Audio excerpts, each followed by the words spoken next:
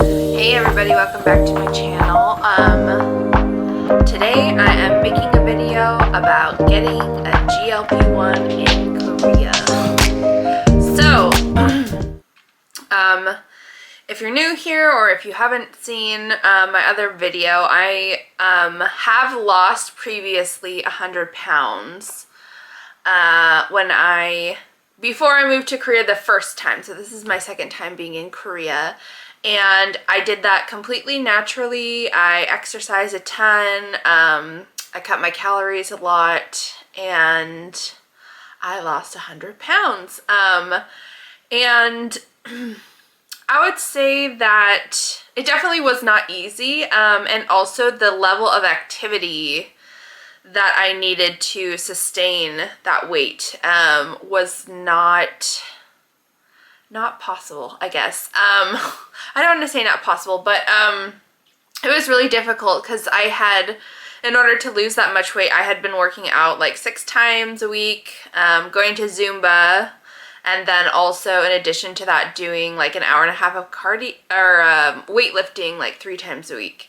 So to be honest, like that just was not sustainable for me. And when I moved to Korea, I lost access to Zumba classes because I was in a very small rural town that did not offer them. And also, like, the way they do classes in Korea is a little bit different. Like, you usually pay by the class, whereas before my gym, they just, like, it was included in my membership, so I didn't pay extra. So anyway, I started regaining. I was able to keep the weight off for about, I want to say about 3 years. And then in 2018, I moved back to the States and I started grad school. And I just slowly like started gaining weight in grad school because it was really stressful, and like lots of people who go to graduate school develop like I don't know, depression and mental health issues because it's so very taxing on you. So unfortunately, I was not able to, I mean, like I did not eat well during that time, and then also I was not as active just because I was studying a lot more, and you know, like you just have more demands on your time when you are a graduate student. So then I worked the COVID pandemic for 3 years, and that was a total like that was very difficult working for those 3 years, and I did not eat well during those 3 years either. So I mean, like over time, over like around 4 years, I regained basically my 100 pounds. And you know, we could say like it's all from just what I ate and my level of physical activity, and those definitely played a part. But I have read a lot of biochemistry studies where they look at rats and basically like the rats that they have, if you have 2 rats that are the same weight and one of them had to lose, you know, let's say they had to lose like the human equivalent of 20 pounds to get to the same weight, the one that lost the weight burns fewer calories. And I believe it's called adaptive metabolism, thermoadaptive metabolism. But basically, like, they think you burn less after your cells essentially adapt with fewer calories. So basically your body fights you in you trying to lose weight, in essence. So like your cells need fewer calories to survive compared to someone who has not dieted. So I do think that there definitely is that kind of biochemical issue there. There's also been a lot of work done with leptin and satiety, and like, you know, if you have adipose tissue, even if you lost, like, let's say you lost 100 pounds like I did, you still have those fat cells, unless you got liposuction. And those fat cells are active, metabolically active, and still producing, you know, hormones that are telling you to refill the cells, because a fat cell is basically just like a glob with a nucleus in it. So yeah, it's just part of your body's biology in order to not starve to death in the times where we did not have access to food constantly. So, all right. All that being said, go to, I would say, like January of 2023, right before I got laid off, basically my doctor had, I had gone to the doctor because I was like, listen, I'm at a very high weight. I'm basically back to what my highest weight was in high school, and maybe like 10 pounds heavier. So I would like to remove that. I would like to lose weight again. But I do have, over the course of losing 100 pounds the first time, I did sustain a back injury just because I was not training my abs properly. So if you are lifting heavy weights, do your core exercises. Because otherwise you can really fuck up your back. So I had gone there and I had said, like, you know, I'm interested in the GLP-1s. I'm also considering like bariatric surgery maybe. Like, I don't know if that would be right for me. So I'm just ready to lose weight again. I obviously did it once before naturally, but I don't think because of my back injury, I don't know if I would be able to increase my activity as much as I need to. I mean, I just think with my back injury, like the activity part of it might be a little bit more of a challenge. And then, yeah, obviously, like, I'm not disregarding like that you have to have personal responsibility in what you eat and how active you are, but you also, there also is a physiological component because lots of people who lose weight naturally, they regain it within 5 years. They've done tons of studies. That's what it shows. It's just your body trying to hold on to your fat cells. Gotta love that. So she prescribed me Ozempic, but I was not able to get it because my insurance denied it. And also, there was like, I think I had checked with a few pharmacies and they didn't have it just because of the medication shortage. So it was sort of like both of those things. It would be like $800 out of pocket. And also, yeah, I don't know. It was not available in my area just because of like, you know, I mean, diabetics need that medication, as well as, I mean, yeah, diabetic people, they take it regularly. So obviously they get priority, of getting it.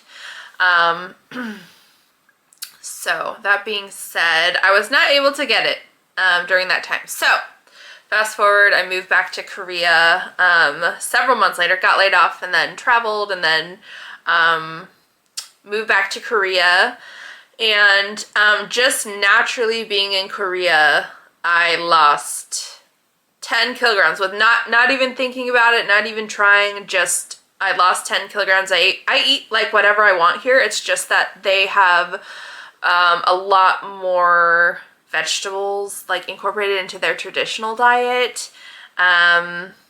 And also I walk more because I don't have a car, so I use public transit, and it just naturally like fell off, which is great. And so, and then I do co-pilot 2 to 3 times a week. I try and do it 3 times a week, but you know, that Friday session after working all day and getting home at like 9 p.m. can be really tough. So I digress. So yeah, I had made an appointment at Yonsei Severance Hospital in Seoul, and wow, I had a wonderful experience at the international clinic there. I do think if I had gone to another doctor, I don't know if I would have had the same experience just because there are a lot of cultural barriers to care in Korea. And yeah, the doctor that I saw, she studied in the US, and I feel like she really understands like, I don't know, not the culture of body positivity, because I know like that, I mean, I just feel like she could understand like where I was coming from, and also like she was not, you know, she was not like, you know, you have to like eat boiled eggs and chicken breast and all that, which, I mean, obviously those are good foods, but like there can be a kind of really restrictive dieting culture here, especially if you ever look at like some of the people who do the body profile or the bodybuilding competitions. Like what they do to prepare for those seems really unhealthy and not sustainable. I mean, like it's very restrictive, and anyway, sorry, that was a tangent. So I just feel like she understood where I was coming from, and also, oh God, I just love Korea. My consultation was like around 30 minutes, which if you're in the US, you just are churned and burned. Like you get like maybe 5 or 10 minutes with the doctor, and then you're turned out they're going off to the next one so they can make their overhead. So it was really wonderful. And then we talked about the options, and you know, she let me know like the Ozempic and Wegovy, that class of GLP-1s, they're not available yet in Korea. And when they do come to Korea later this year, they will probably be very expensive. I don't know if the Korean National Health Insurance will cover it. And also she said she wasn't sure. So she recommended Saxenda, which is an older class of GLP-1s that are available in Korea. They don't have quite as much efficacy, it looks like, as Ozempic or Wegovy, but they still do result in, you know, some significant weight loss in the people who take them. It is a daily injection versus a weekly injection, which is unfortunate, but it's okay. I'm not afraid of needles. So I will do that. So I got the prescription for that, and then you start out on a lower, like 0.6 milligrams, and then you move up to 1.2, and then, you know, just gradually like move up from there. So yeah, I got it, and I am going to take it. And I guess I just wanted to update you. And so I got, here, I have it here. So I got the pen.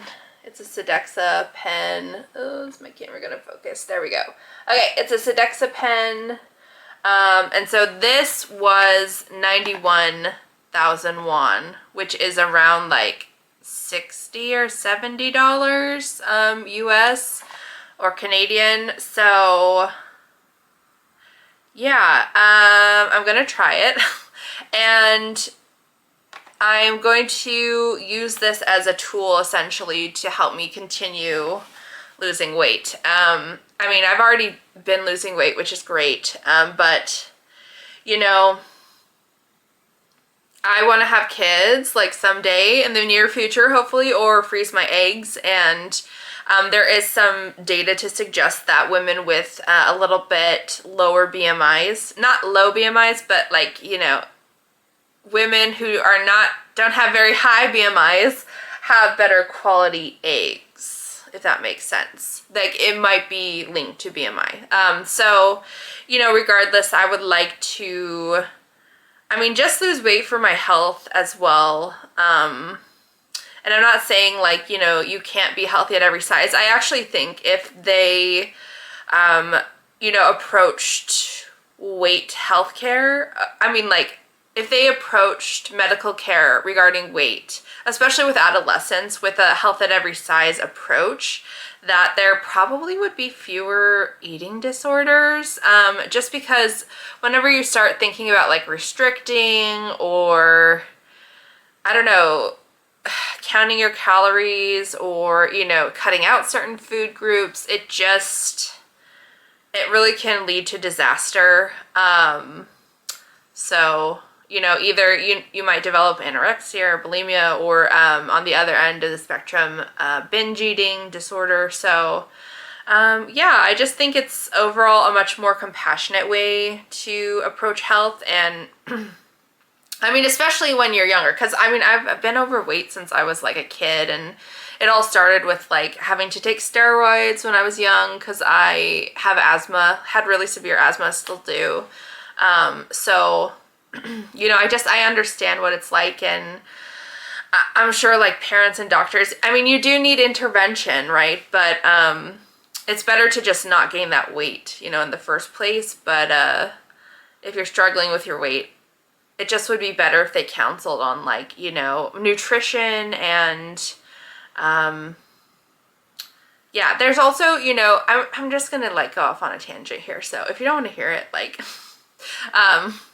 yeah, you can skip, but I'm just gonna go on a tangent here. Like, you know, in the US, from a public health perspective, we do not have an environment that is conducive to us being at what is considered like a normal weight range. Okay, I know BMI is not an accurate, necessarily an accurate measure of health, but for right now, it's just one indicator, okay? So what I'm saying is we do not necessarily have, lots of communities do not necessarily, what I'm saying is lots of communities do not necessarily have access to fresh fruits and vegetables, and even when they do, they're not accessible because of the price and the cost. So there was an experiment at the University of Washington where a researcher, they took like $3 with them to the grocery store to see what they could buy.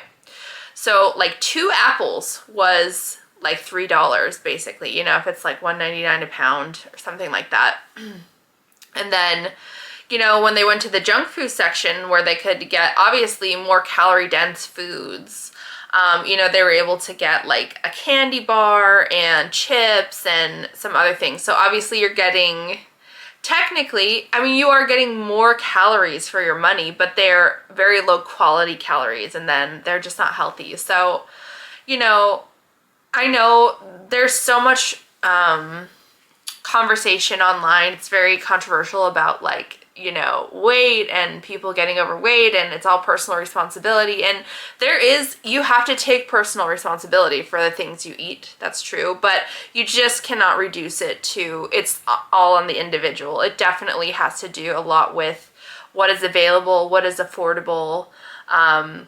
And then also at the individual level, you know, have they developed some kind of coping skill with food, and you know, what are they going through? Do they have some other underlying condition that's causing them to, you know, eat? But a lot of it, I think, has to do with access, because, you know, here in Korea, I can go get a $3 kimbap, which is like a very thin, it's almost like sushi, but with no raw fish. But that has lots of vegetables in it, like egg and carrots and some other things. So, you know, it's really healthy and convenient and very cheap. So that's so much better than, you know, going to McDonald's and getting a $3 cheeseburger, which is, you know, very dense and doesn't necessarily have that much nutritional value. So all that being said, as someone who is formerly a public health person, you know, it just is so important to think about health systems. And they also have done studies where they modify like people's environments, and it results in people drinking more water or drinking less soda. You know, if they have, for example, like bottled waters are like readily available right at the front of where they go into a store. So yeah, I honestly think weight is a very complicated thing. There's physiology, environment, and, you know, individual things at the individual level, maybe also having other underlying conditions. And I will say, I think that it is so important to treat people who have obesity with compassion.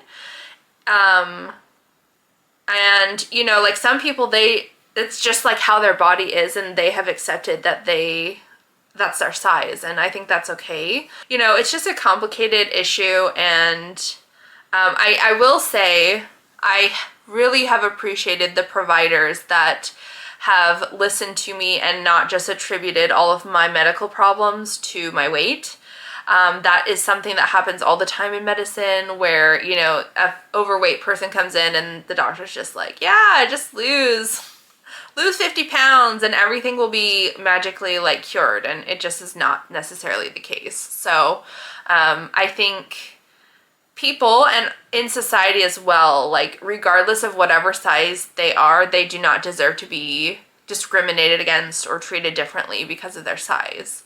And the health conversation, that is something that is between the individual and their doctor. And, you know, obviously I'm putting this out here on the internet because, you know, I think other people might be, like if they come to Korea, you know, if they are teaching here, or I just think other people might be curious, like what it's like getting healthcare in another country where there's actually like a universal healthcare system, which is so much better than what's in the United States, which is total shit.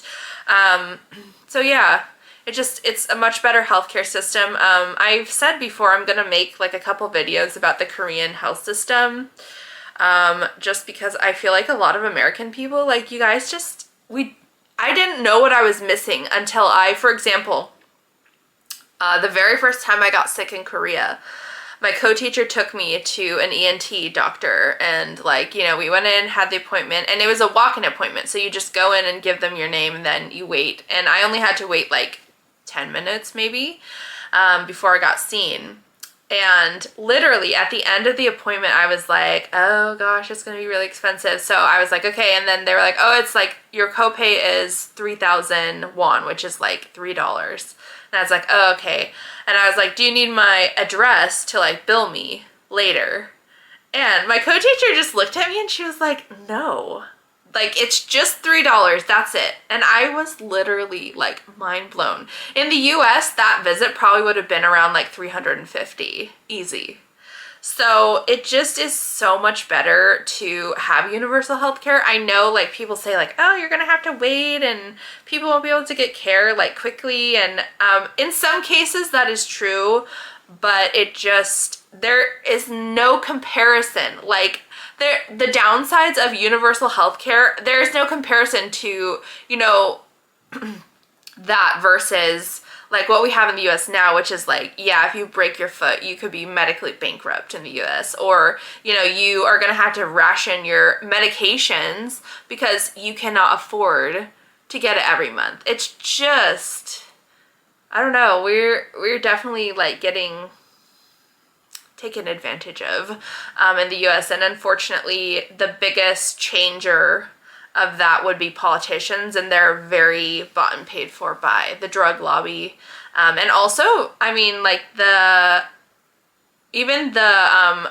American Medical Association has a history of like lobbying Congress to make sure that they could keep the supply of doctors low, so they could keep their salaries high, which is just, I mean, it's like messed up, you know? You shouldn't be going into medicine because you want money. It should just be for the love of caring for people and the love of science to help alleviate the human body of suffering. Okay, I digress. This has been a very long video, but yeah, so just to sum up, this is the pen. I will start taking it daily, and then I got like a thing of injection caps, and I also bought like 100 of them at the pharmacy because I was like, well, I'm gonna need them like every day, so whatever. So yeah, I think, I mean, I'm looking forward to using this as just one more tool in my toolbox to help, you know, start bringing my weight down. And, you know, ultimately, I mean, living a less stressful life. And I will say, one last note, I do think that I am much more aware of my weight in Korea, just because the discrimination here tends to be a bit more, I don't know, like outright. It has definitely changed. Like, I think body positivity, or just like loving your body and not trying to change it, not trying to, just basically loving your body and not being like so picky over like every issue with it, has definitely become more of a thing here, which is really great, because 10 years ago they're like obsessed with being skinny. But I just think it definitely has changed a lot. Like, I think there's a lot more like loving your body and loving yourself. But, like, for example, literally on my KTX train ride to go up to this medical appointment to get Saxenda, I was sitting on the KTX and I do not spill over into the other seat because I've lost some weight. I've lost around like 22 pounds, 23. I'm still big. I don't hide from that, but I'm not like spilling into the other person's space, which I get. Like, you know, I understand like some people, they don't want to sit next to a person of size because of the space issue. And you know what? Like, I actually understand that. And I think a lot of people of size, they feel bad for, you know, inconveniencing someone else because of their weight. And it's very embarrassing, you know, when that is the case. However, I will say I do not do that. I mean, I don't spill into the seat. Like, I fit into one seat, whatever. But a guy that was supposed to sit next to me, he came like a couple of stops before we were supposed to get to Seoul.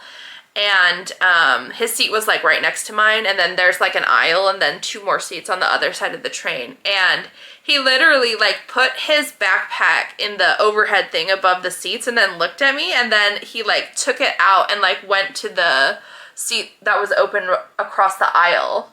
And then the KTX I don't know, ticket, like they check the seats, like who's in the seats to make sure everyone has tickets. And when the conductor came by, like, I'm sure that they thought I couldn't speak Korean, but basically like the guy was like, yeah, I don't want to sit next to the fat foreigner. And I was just like, oh my God, rude and sad. So yeah, I mean, like, obviously I'm not in control of like whatever someone else does, but yeah, that really hurt. And yeah, I mean, the thing is, I love myself. I think my body is amazing, and I know I didn't like put on this weight overnight, and it's probably not going to come off overnight, but I do really want to freeze my eggs, and I want to, or start a family, you know, at some point in the future. And you know, I just think being in the best shape that I can be in will be better for that, and also just, you know, for my health overall. So yeah, I mean, obviously also, like, you know, people say like, oh, the studies on like obesity or like people with high BMIs, like they have confounding variables, and like, you know, you can't really take that data at its face value. And like, there are always limitations to studies that are done. But I will say, you know, they do interventional studies where they, you know, for example, if someone gets bariatric surgery before they have diabetes, high blood pressure, things like that, they get the bariatric surgery, they lose a lot of weight, then those issues resolve. So those things definitely are linked. It's not 100%, right? Like maybe someone who is heavier, they, you know, have normal blood pressure, they have normal blood glucose, and they just, you know, they just are in a bigger body, and those people are not necessarily unhealthy. So, you know, it's just a very tough conversation, I think, and very diverse. So anyone, my end take-home message is like, anyone who is, I mean, no one deserves to be discriminated against or treated differently because of the size of their body or the way they look. Yeah, anyway, that's just gonna be this video, I guess. So yeah, I will try Saxenda. I'm hoping that it just helps me like continue losing weight and working towards my personal physical goals. So yeah, I guess have a great day, and stay tuned for more like videos on like the public health and global health system in Korea, and also just generally like my life in Korea. And yeah, thanks for watching. Be sure to like and subscribe. Thank you. Bye.